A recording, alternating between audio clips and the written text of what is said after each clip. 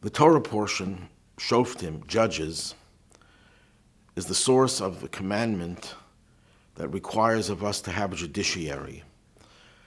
A judiciary is one of the most important institutions of Judaism, along with the study of Torah and the fulfillment of the commandments, along with the building of the Beit HaMikdash, the Holy Temple, along with the synagogues and houses of study, and all the various institutions, the mikveh, a very important institution.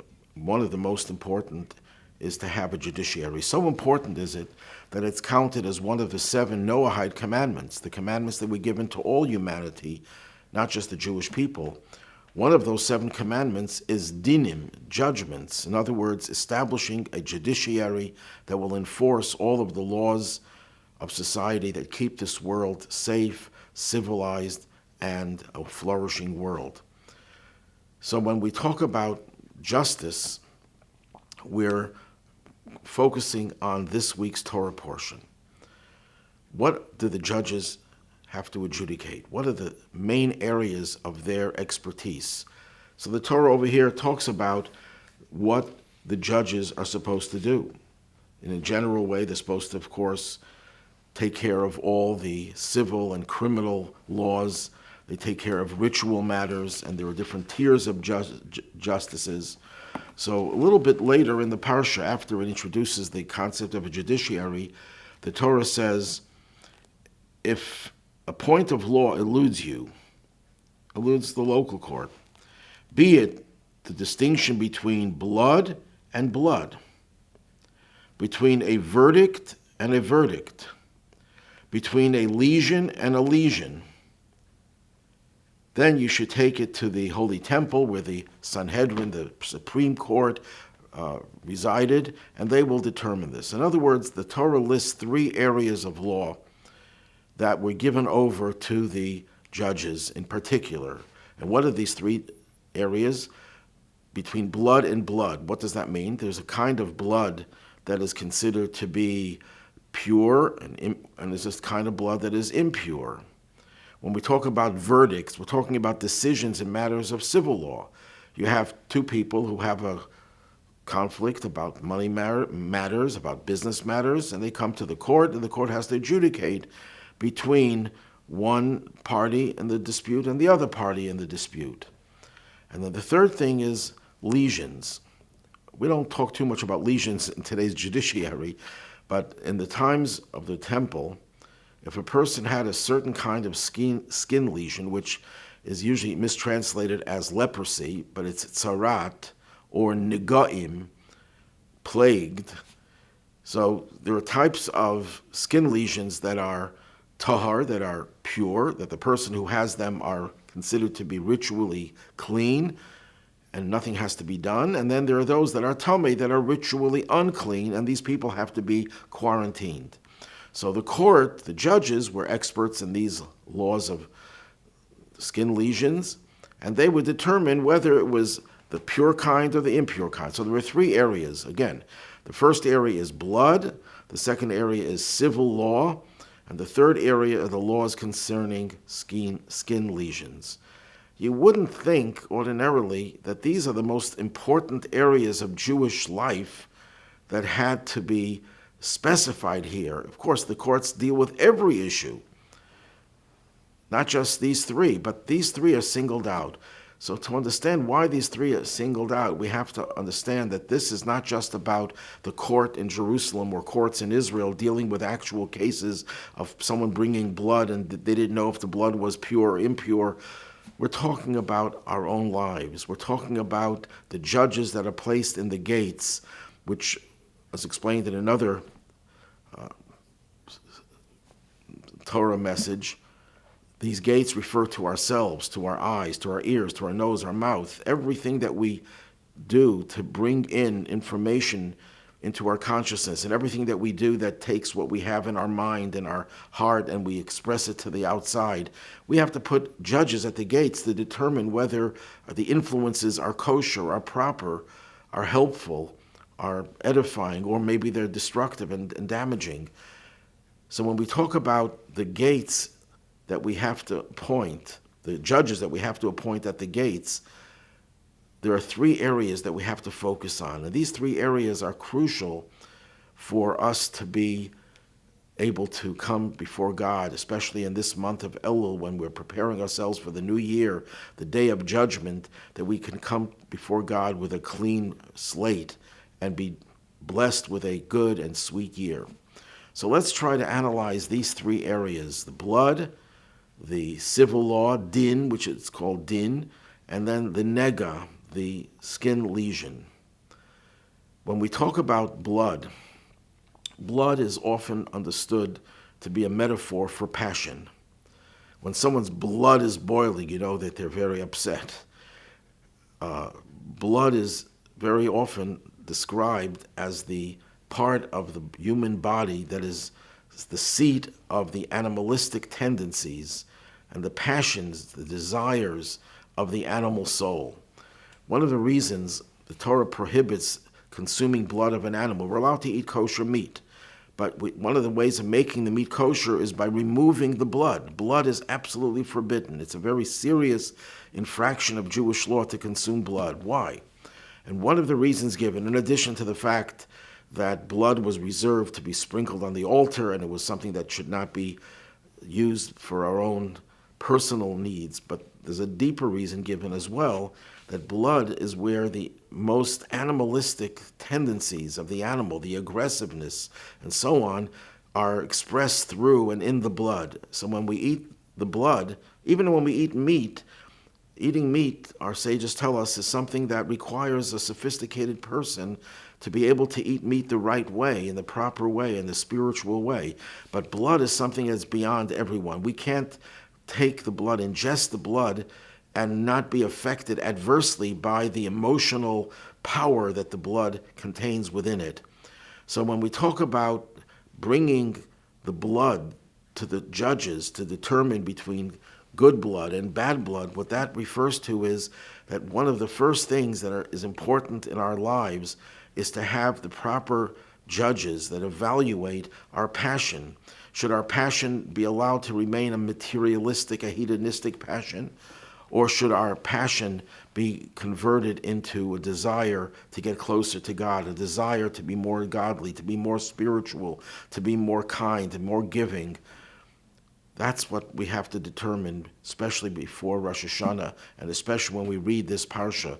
Do we put judges at the gates that don't allow us to be consumed by passion for materialistic things, and instead to transform that passion into something positive? That's number one. Then we have bein din ledin, between one judgment or verdict and another judgment or verdict. What is this referring to? When we are always in the mode of judging. You know, a lot of people say we're not supposed to be judgmental. There's a little fallacy to that, because that's all we are. We are judgmental from morning till evening, and that doesn't make it bad. It's the type of judgment. A person that you never saw before walks into the room where you are standing. The first thing you do is you size the person. You want to know what kind of a person this is. You want to know if this is a person with whom you want to have a relationship. Maybe it's a person you want to keep far away from. We're always judging people and situations. You see a car accident, you're thinking, oh, whose fault was it? Some people immediately come to the conclusion that it was that person's fault. And some people say, no, it was the other person's fault. We're always judging people and situations. And some of that judgment is very negative, and some of it is very positive. But one thing is clear, that most people do not apply the same rules of judgment to themselves as they apply to others. Because when it comes to their own faults and their own shortcomings, they're able to, number one, cover it up and ignore it as if it never existed and not even to notice it. Number two, even if they notice it, they try to minimize its severity. It was no big deal. Everyone does it, or what I did was much less than what people would think it was. And then when it's so glaring that you have no way of justifying it, by minimizing it, you try to rationalize it and say, well, under the circumstances, I couldn't help myself. I had a bad day. I woke up on the wrong side. I was cheated in business, so I was very upset and angry. And then when you can't even do that, you forgive yourself very easily. Of course, there are many people who are exceptions to that rule, but that's the general rule. Do you apply that to the other person? When you see the other person doing something wrong, do you, first of all, just ignore it as if it never happened? Number two, do you try to minimize it? Number three, do you try to rationalize it? Number four, do you accept the person regardless of how severe that infraction was and nothing was done to change? You still accept that person the way you accept yourself and you love yourself? Most people could not answer yes to that. The prospective convert comes to Hillel, and he asks him to teach him the whole Torah standing on one foot. What does Hillel say? What is hateful to you, don't do to others. He doesn't say, love your fellow as yourself, which is the biblical way it's phrased. He puts it in the negative. What is hateful to you, don't do to others. Why does he put it in the negative? There are many reasons given, but one is given in Hasidic literature, that what is it that you don't like, what is hateful to you? When someone points out your faults, your shortcomings, someone tells you you lied, you're dishonest, you can't tolerate that. That's something, even if you know it's true, and you may tell it to yourself, you can't tolerate when someone says it to you. So too, you should act towards others. What is hateful to you, don't do to others. In other words, when someone says something, the same thing about another, it should be as hateful to you to hear about it and to not want to hear about it and to do everything in your power to reverse it as it would be if it was done to you. That's called bringing judgment to the courts, that you are able to discern between proper judgment and improper judgment. When it comes to yourself, you use improper judgment very often.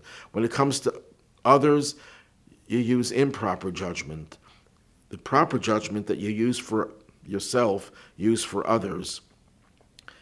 The improper judgment that you use for others, use for yourself. Not because it's improper, but looking for the faults in yourself so you could correct them, you could excise them. Now, of course, I have to mention that it doesn't mean that a person should just beat himself up all the time. There are designated times for that, and it has to be done in a way where you are upbeat about it, that you're going to change and you're going to not become depressed about it. But that's a separate subject for another time. But that's what we mean by judging, distinguishing between one judgment and another, knowing how to judge and when to judge a person a certain way and when to judge a person a different way. Then we have the third one, the one about nega, the skin lesion. What is this skin lesion about? The Talmud tells us that when a person was afflicted with these skin lesions, tsaras, as it's called, that was a punishment for lashon hara, for speaking evil of others. Why? Because when you speak ill of others, you cause that person to be disenfranchised. You cause that person to be isolated. And the punishment for the person who had this skin disease, which was a symptom of that transgression, they would have to be isolated, quarantined, so they can get a little bit taste of their own medicine. In other words, this third area of judgment is a judgment about relationships. So much of life revolves around relationships. When you take away a person's ability to have a relationship, you're killing that person. The Talmud puts it this way. It says either friendship or death. A person can't really be fully alive in isolation. Human beings are social creatures. We have to have relationships. But there are all kinds of relationships. There are positive ones, healthy ones, and there are very unhealthy ones. Ethics of the Father says you should distance yourself from a bad neighbor. Be careful that the people with whom you have a relationship with are not going to be harmful influences. Now, it's interesting, the word nega, which is lesion, also comes from a root that means to touch. So there are two ways of touching people, two ways of relating and connecting to people. There's the positive way, where the relationship is there to enhance your own positive qualities and likewise reciprocate to the other that way. And then there's also a negative, pun intended. There's a negative way of touching someone, of relating to someone. And your judges that you put at your gates, to determine your nega, your touching of others, your relationship with others has to be one in which you're able to judge between the right relationships and the wrong relationships. In the Midrash, where it describes a certain victory over negativity, it uses an expression of didan natzach. Ours was victorious. We were victorious. It could be suggested that the word didan is an acronym. Dam, blood; din, judgment; nega, the skin lesions or the relationships, the passion, emotional passion that has to be judged properly, the relationships that have to be judged properly, and the second one relates to the way you judge other people, and the third one, the relationships that have to be judged properly. It's also interesting that the word for human being, Adam, the first human being, has the word dam in it, blood. A human being is a creature of passion, but it also has an aleph in the beginning. The aleph represents Alufo Shel Olam, the master of the world. When is it all right to have this blood, this passion, when it's governed by and preceded by the aleph, the one master of the world? And that's what the judgment has to be. Are we Adam, or are we just Dam? Are we just blood, or we are Adam? We are a sophisticated creature. If we're just Dam, then we're just like an animal. We're no different from an animal. If we are Adam, then we have this superiority and this right to the special status of humanity, which is the status that we have that's reinforced every year on Rosh Hashanah, the creation of Adam.